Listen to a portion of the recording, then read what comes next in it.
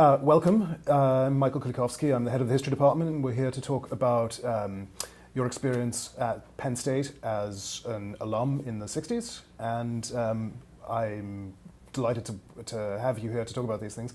Maybe you could say some things about yourself.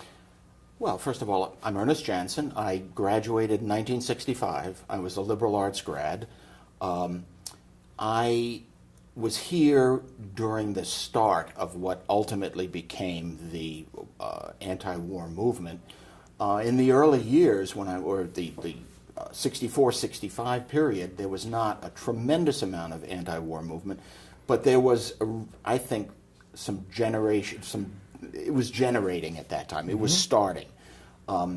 Obviously, we'd had the Tonkin Gulf incident, and I do quite specifically remember when I was living in the dorm at that time, my roommate and I had a small transistor radio. In those days, I had a little radio, and the only reception I could get was putting it out on the windowsill in the room. And I remember listening to the events as they were occurring, and how we all then said, okay, this is a problem, and we need to address the problem. I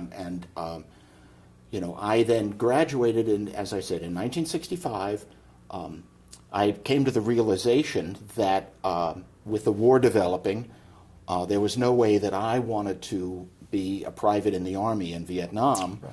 And I happened to walk through the hub, student union building, and they had a Navy officer recruiting desk there. And I thought, well, so I walked up because I wasn't inclined to go to Canada. There was no way with my, truth be told, with my grade point average, as I've said at times, I blazed no shining academic path going through Penn State. I thought, okay, so what am I going to do? I'm not going to graduate school. So I walked up to the recruiter and I said, well, what does it take? And he said, take a test, an exam, take a physical, and if you pass, we'll send you to officer candidate school.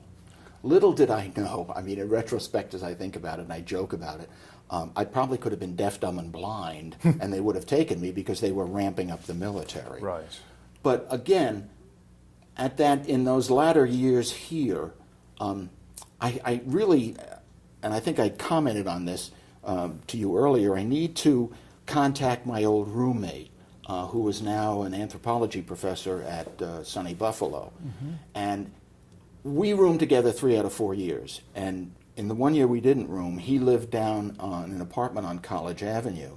And he had some roommates that I always thought were a little, shady's perhaps not the right word, but suspect. Because every time I'd go to visit him, they'd see me and they'd immediately, whatever they were talking about, they would shut up about. And I've always had this supposition that they were either Students for Democratic Society, Student Nonviolent Coordinating Committee, SDS, SNCC, and there were other ones, Weather Underground. Right. I have no idea, but I should contact Warren and ask him about that. Right.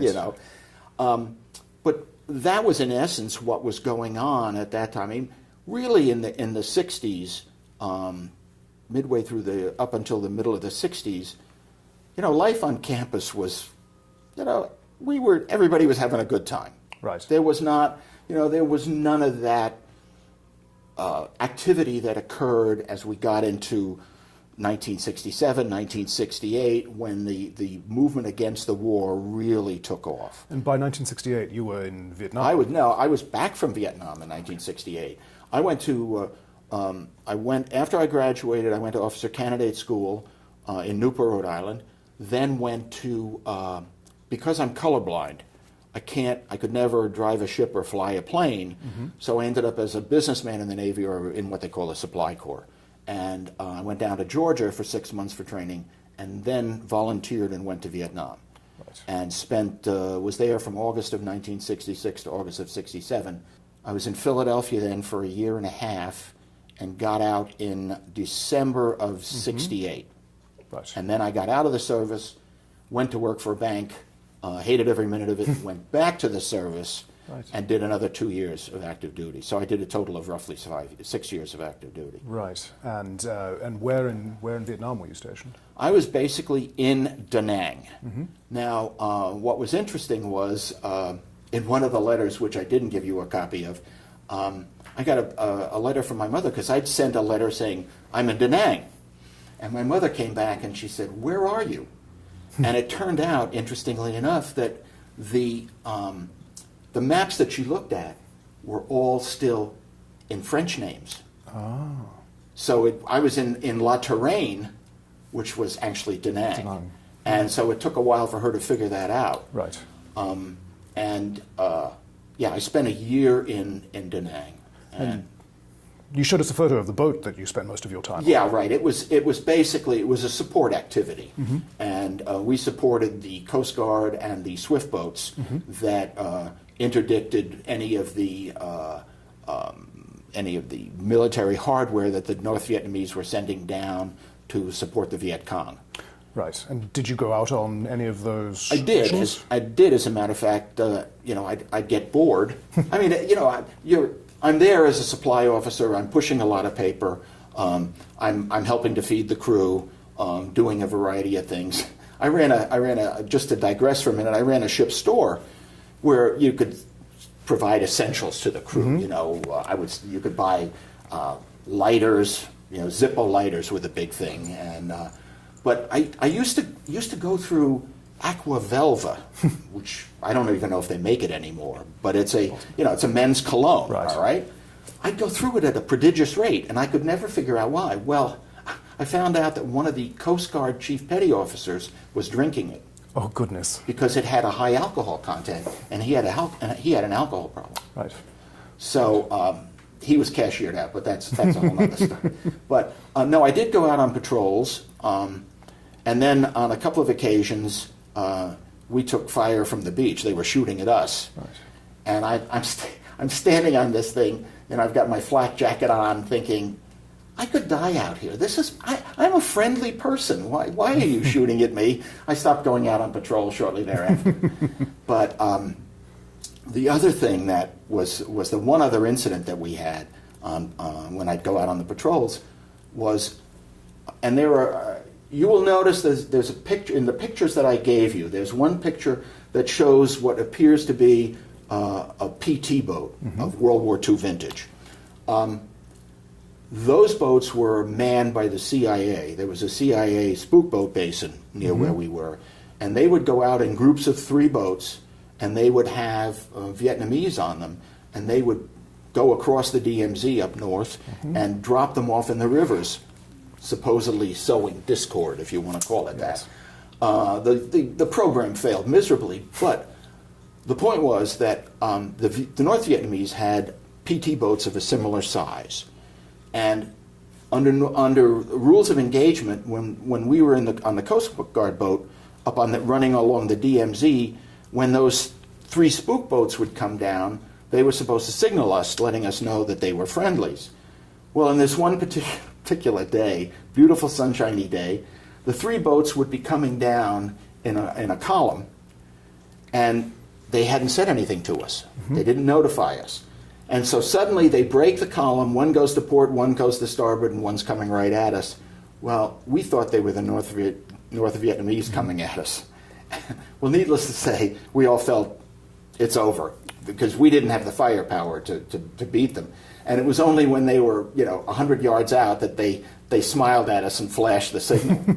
So were they going out of their way to frighten you then? Yeah, exactly. Having a good day, right. Right. But no, the only time I really felt, frankly, really, really frightened was I'd been in country, I want to say maybe 2 to 3 months.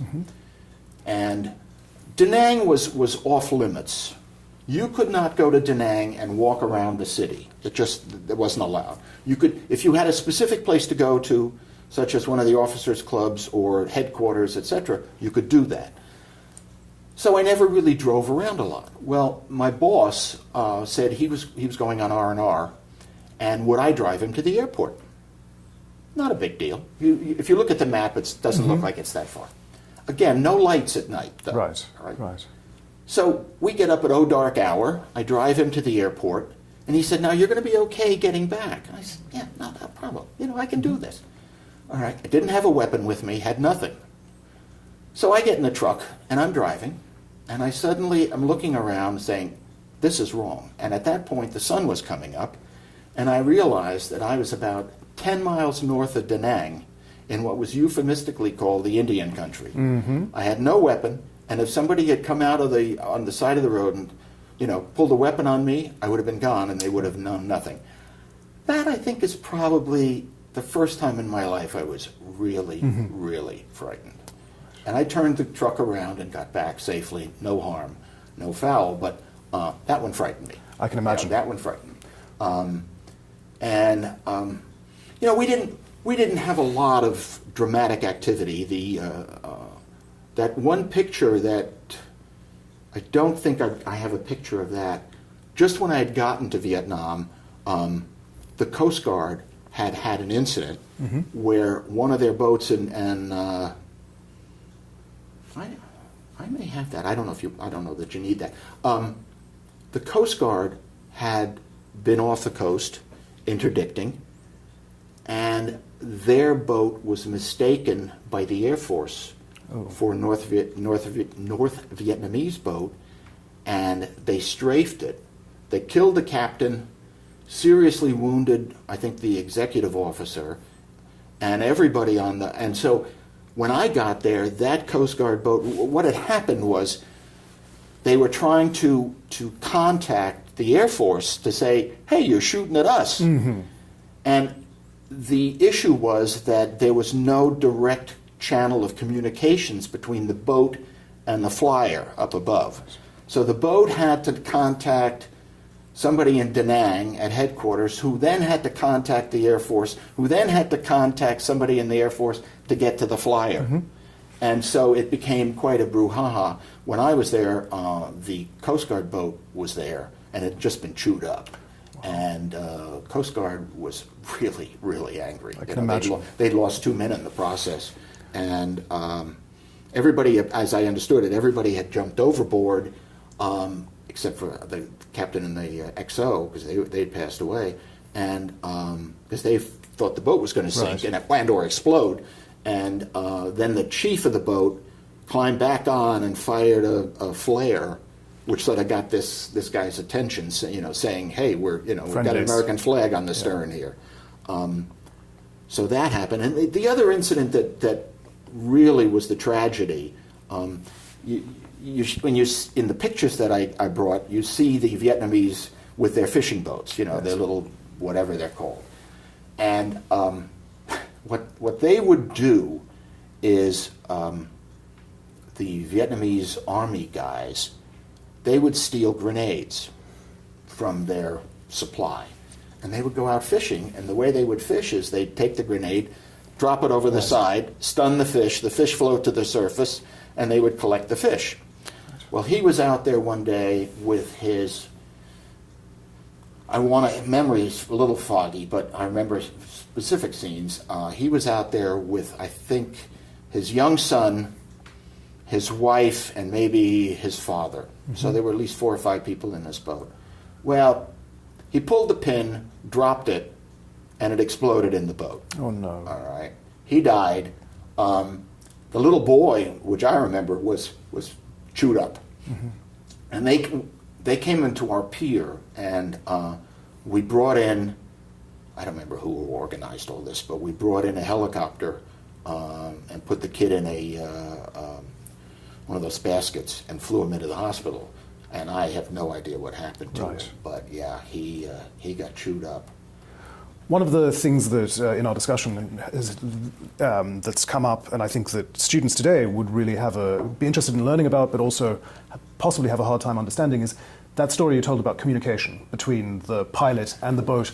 We live in a world of constant information, constant communication. What was the technological limitations that you experienced? What was that like being? Well, it was in a couple of different areas. I think first, young people today need to understand that back in the 60s, you couldn't just pick up a phone and call someone halfway around the world. during the period of time I was in Vietnam, I never talked to my parents, not once. Everything was done by what they euphemistically call snail mail. You know, that was it. That was the only. There was the opportunity that periodically there was a location in Da Nang where you could make a phone call, but the line was, you know, around the corner, down the block, and, you know, 2 miles long to make that 2-minute phone call. So I just never did it. The communications, as far as the military was concerned, were extremely rudimentary from the point of view that most of this equipment had a distance factor involved. That your communications, your little radios, whatever you were using, would only transmit so far. Right. And you know, you had some better communications, but in many instances, those communications were also limited by the weather. Oh. They would be impacted on the weather. That if you had, you know, storms or, you know, serious cloud cover, etc. And, you know, on board the ships, the bigger ships that you were offshore, yeah, you had better communications. But on the smaller ships, and if the troops in the field, communications was a serious issue. Right. And so that just was a way of life. When you compare what you're able to do now, I mean, in my business career, I did international business, and every night I would talk to Singapore. You know, I had a very good customer in Singapore, and he and I would talk. He'd call me at like 10:30 at night my time, you know, about 10:30 or 11 his time. I think it's 13 hours. You know, you take it for granted. Right. You know, and he was the one who got me to do text messaging. Prior to that, I said, you know, I mean, and when I first got into my business, which I got into in 78, we still had telexes. Right. And, you know, you say to someone, oh, we use telexes. They go, what's that? You know? And so, I mean, there's this incredible, what has transpired in the span of the last number of years in communications is just absolutely staggering. It's transformed everything. It's transformed everything, right. You know? I mean, we were talking about that at the Global Advisory Council yesterday, about some of the means that, you know, we're using, that the university is using, that students use to interact with each other. And I'm listening to this. I don't even know half of what they're doing. I've never even heard of some of these issues. You know, you know, as I kiddingly say, I've been known to fry hard drives. So, you know, I've struggled to turn on my computer. But again, you know, that distance in the 50 years that have transpired, it's just, to me, it's phenomenal.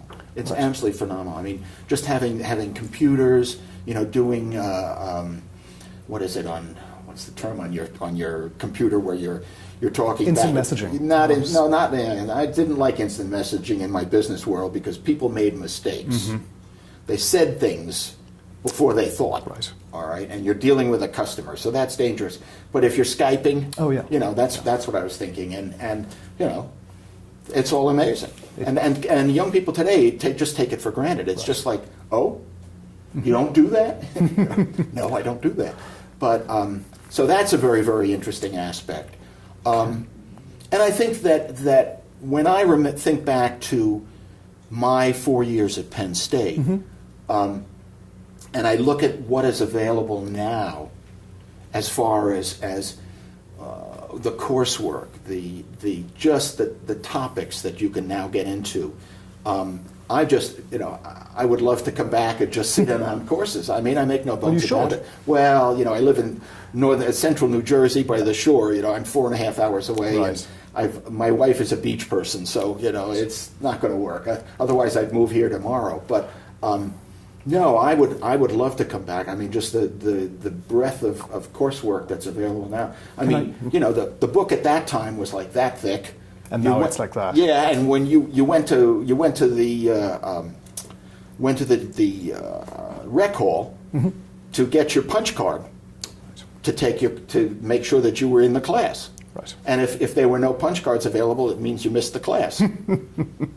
That's very funny. Can I ask you another question? Sure, please do. So one of the people we've had speak with us is the author of a book called We Gotta Get Out of This Place, a man called Doug Bradley, which is about music in Vietnam. Right. And the way music affected soldiers and the military in Vietnam. And it's a fascinating book. And I thought, since you brought us a photo of Nancy Sinatra, you might want to talk about your experience of music in Vietnam. Well, I don't think we really, that whole, Robin Williams did that whole movie about Good Morning America, or Good Morning Vietnam, excuse me. And I think that all evolved later in the process. I don't think that was there when I was there. I really don't remember whether we had a radio station. Not sure. The music that we basically had, we had the visiting USO tours that came through. We also had in the clubs, we had a lot of Filipino band groups come through. Right. And they were really sort of extraordinary, that if you closed your eyes, you would actually think that you were listening to either the Beatles or some other very, very popular group at that time. But that was all just going to the clubs. Now, I can sort of segue into, I had the duty 1 in 3, and generally the other 2 nights, we would either stay on board and watch a movie, or we'd go to the officers' club. We had a couple of different clubs that we'd go to. We'd go to the Marine Corps. They had a big club. Actually, the Marine Corps always got the better bands, but that was just maybe jealousy. I don't know. But I was in Vietnam really before drugs took over. Right. Drugs were not much of a factor at that time, but alcohol was a big factor. So if we would go to the club, and I think the drinks in the bar were 25 cents. So you would put $1 on the bar, and bar scotch was Johnny Walker Red Label, so you get 4 scotch on the rocks. The 2 nights before payday, and we got paid on, I think, the 15th and the 30th, so the 14th and the 29th, those evenings, every drink in the bar was a dime. So you put $1 on the bar, and you got 10 scotch on the rocks. All right. I got home from Vietnam, and my parents thought I was an alcoholic. I mean, let's honestly say that. All right. I could drink prodigious amounts of alcohol, and because we were drunk all the time, and almost got us killed one night because we came back from the club on one of the roads, on the one road back to the barge, and they were checkpoints, and the Vietnamese man checkpoints, and as you came up to it, you were supposed to douse your headlights and stop. Well, we were all so drunk, there were a bunch of us in this open Jeep, and the guy who was driving, the Coast Guard guy who was driving, was just smashed. He didn't douse his lights, didn't slow, and to this day, I can remember the sound of a round being chambered into a rifle. Wow. Because the Viet could have legitimately shot us all. And at that point, we ended up in a big pile in the Jeep because he hit the brakes, turned off the lights, and we could have legitimately been shot. And I don't want to give anyone the impression that oh my God, it was I can compare my experiences in Vietnam with the guys who were in the field. Right. There is absolutely no comparison. All right. Other than those little incidents of being shot at. I didn't spend days in the boonies,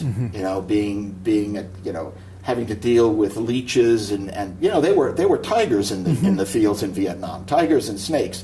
When I was prior to going to Vietnam, we went to the West Coast to go through training, and we ended up in San Diego for a couple of days. So we went to the San Diego Zoo, which is absolutely a fabulous zoo, and I thought, okay, so we went through the Serpentarium, only to discover that like 90% of the most poisonous snakes on this earth are all in Vietnam. And I'm thinking, I hate snakes. What am I doing?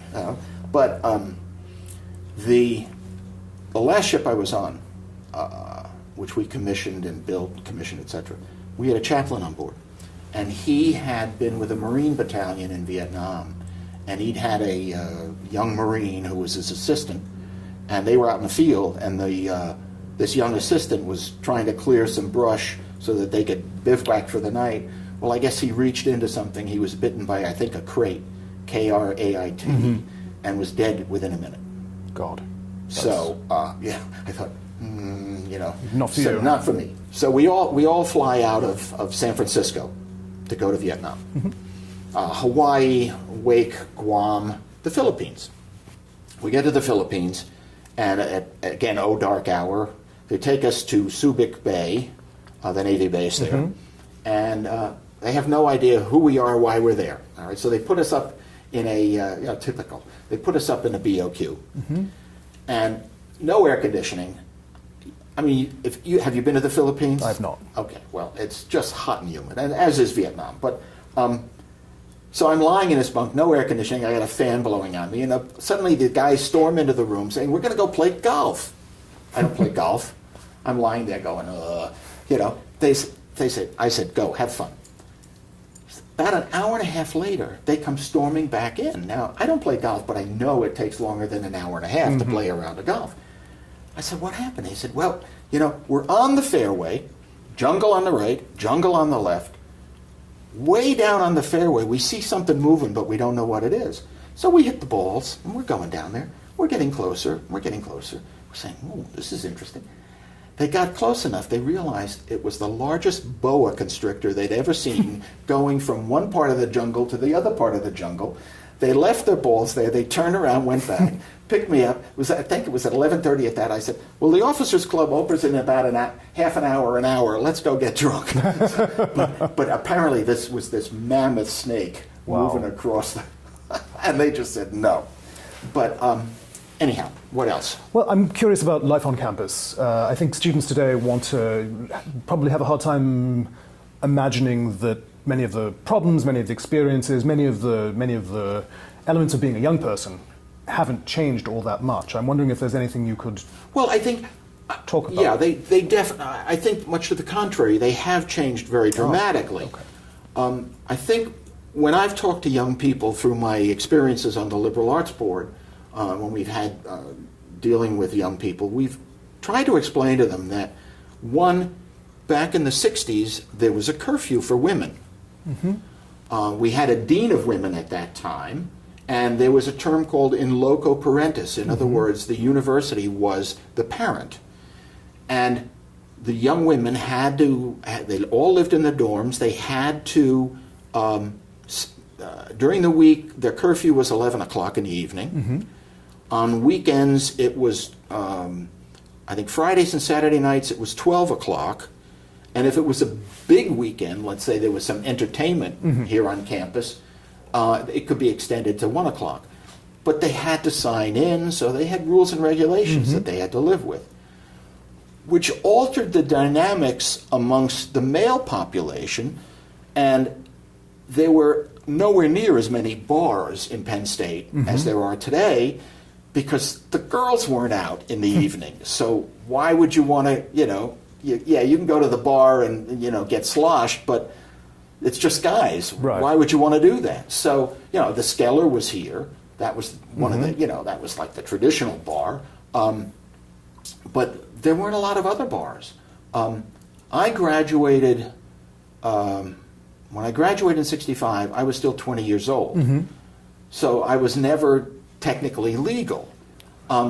Back in those days, which I think the young people today would enjoy, my driver's license, which I have on my bulletin board at home, was a piece of paper that was that big, and it had virtually nothing on it. No picture.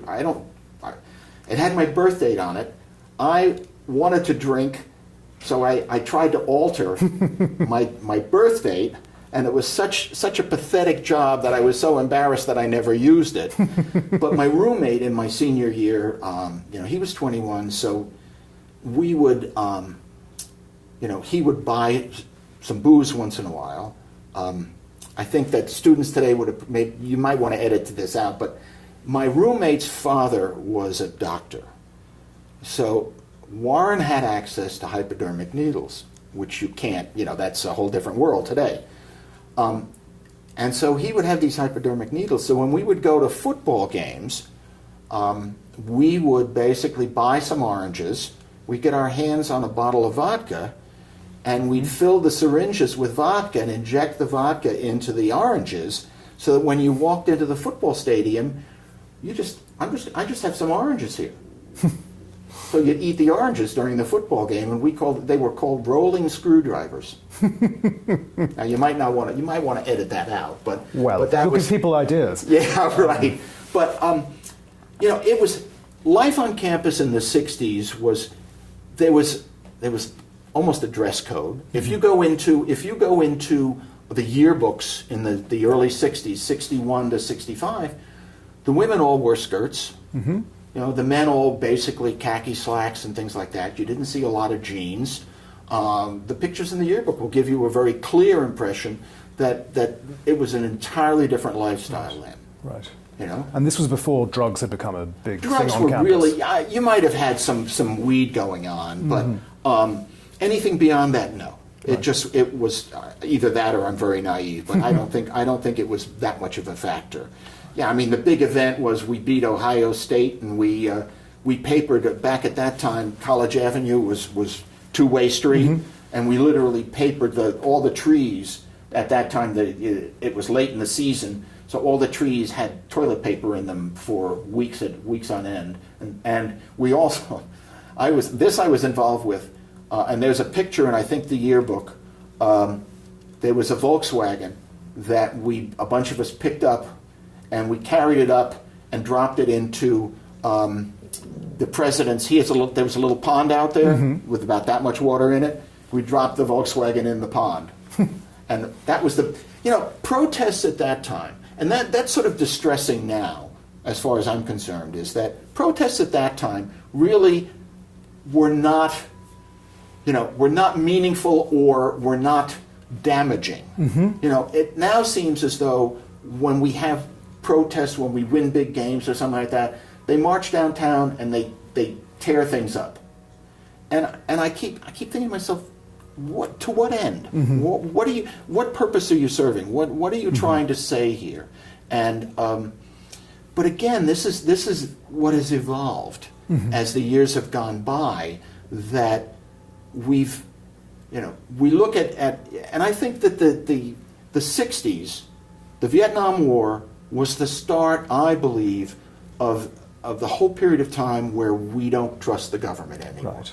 We feel that the government lies to us in every which way from Sunday. I mean, it started with the Tonkin Gulf, and what I found very interesting recently, I think I read it in the New York Times, I'm not sure now, but there was now I'm dredging a bit, but the Tonkin Gulf incident, basically, we claimed that the North Vietnamese PT boats attacked a couple of the Turner Joy and the Maddox, the two destroyers. In retrospect, it's been proven that just one, it never happened. Right. Okay, for a variety of reasons. There could have been issues with the sonar, with the radar, because of the weather conditions. But there was an interesting article that this particular professor came out with that talked about fluorescence with the plankton in the ocean at that time that could have fooled the sonar detectors to think that there were actually torpedoes in the water. But again, that was once that progressed, and once the Pentagon Papers came out, everybody began to realize, that we've been lied to. Yes. I'm sorry to say we've been lied to many times since then, which has ultimately caused a lot of the issues we have now. Do you think there's an erosion of public trust altogether?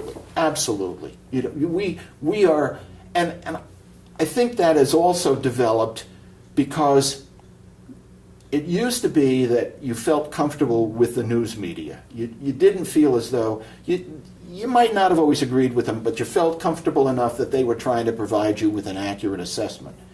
Now you have all of these different forums that are out there, and they all seem to have their own axe to grind, and you're never quite sure who's telling you an accurate story. So it again, that leads to further erosion, and I think that you can look at that today and be very, very frightened about what's going on. Indeed. That because you just don't know who to trust, who's telling the truth, and if they are telling the truth, what significant issues do we have that may or may not be addressed? So by way of wrapping up, I wanted to ask you if there are any sorts of lessons that you think the students today might draw from the experience of the 1960s. We're 50 years on now. Are we still living in the history that was being made then? And if so, well, how? I think that the lesson that I think the students need, I mean, when you go through the letters, you'll see that in one of the letters back in late 1966 that I wrote to my mother, I clearly said, we should not be here. This is a mistake. We're never going to win this. These people basically want to be left alone. You're trying to convert a population that has, and this sounds wrong, but I think you'll understand it, has limited intellectual understanding of what's going on in the world. They have a wife, they have children, they have parents. All they want to do is live their life, and to the best. That's what everybody wants. Of course. But I think that the lesson to be learned is you need to basically be skeptical. That's why you're here. You're here to understand and learn that you should question and try to understand and appreciate what is going on by studying it and as I said, being skeptical about it so that you can provide an informed decision, or at least feel as though you're informed on a topic. That's questionable today based upon where the information comes from, and we've become so polarized nobody wants to talk to anybody anymore. But I think that is crucial. And I think in the 60s, that was not part of our thought process. We were not as yet skeptical. We took everything, at face value. We took what we were told by the government at face value. I mean, I went to Vietnam basically because I believed that what we were doing was important. In my subsequent reading, and I've done quite a bit of reading about it, I've realized just how badly we were led astray. That there's no doubt. So that's a crucial question for young people today, to really analyze and discuss. Talk to someone with whom you disagree, and have a conversation, not a shouting match, but a conversation, so that you might not necessarily agree with their point of view, but at least have an appreciation for it and perhaps an understanding of it. That's a really helpful piece of advice. I mean, that's my issue today, is that everybody, if you start to talk to someone who disagrees with you, it quickly, goes down into a shouting match, or you just don't talk. And that's why we've got some of our problems. I mean, as far as I'm concerned, politics is the art of compromise. You and I disagree, but let's work together for the greater good. Well, that doesn't happen now. You're either with me or you're my enemy. So that's the takeaway that I would give to young people today. Thank you very much. It's been a pleasure talking. It has been a pleasure. Thank you very much. Thanks for the opportunity.